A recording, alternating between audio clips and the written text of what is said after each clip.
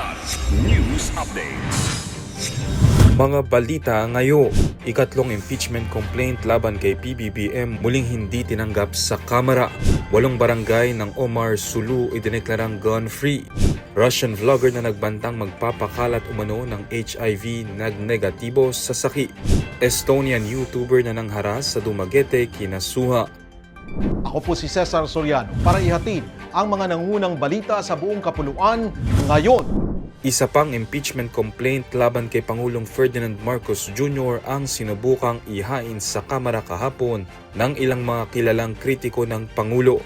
Ilan sa mga complainant ng ikatlong reklamo ay mga taga-suporta ng pamilya Duterte na sina dating Kongresista Mike Defensor at Jacinto Paras, Attorney Ferdinand Topacio, dating Governor Chavit Singson, retired General Hermogenes Esperon Jr. at iba pa. Wala pang detalye kung sino ang mambabatas ang mag-e-endorso ng kanilang reklamo.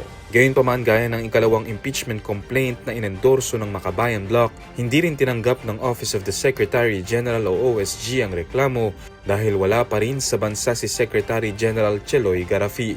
Giit ni Defensor, isang malinaw na paglabag sa House Rules at 1987 Constitution ang hindi pagtanggap sa reklamo.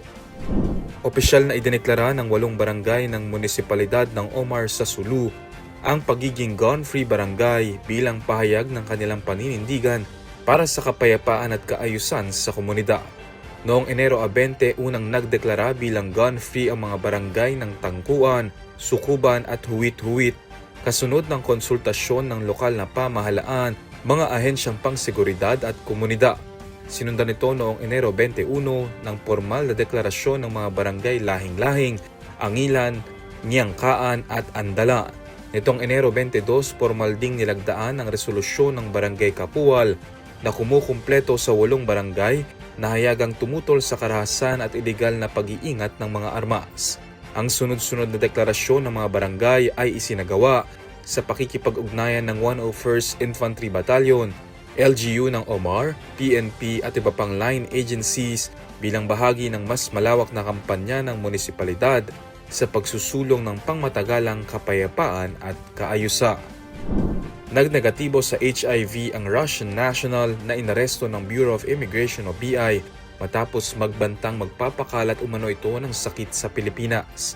Kahapon nang iniharap ni Interior Secretary John Vic Remulla sa media si Nikita Chekhov kung saan ito inanunsyong non-reactive sa HIV ang banyaga matapos isailalim sa HIV testing. Ani Remulla, nagpapasikat lamang at para magpataas ng views sa kanyang vlog si Chekhov na dumating sa bansa bilang turista noong January 15. Nakapiit sa BI detention facility ang 21 anyos na banyaga habang inaasikaso ang deportation nito. Samantala, maliban kay Chekhov, iniharap din ni Remulla ang Estonian YouTuber na si Sim Rosipu na inaresto matapos mangharas ng ilang mga minor de edad sa Dumaguete City at inilarawan pa ang mga Pilipino bilang unggoy sa kanyang account na pro-life traveler.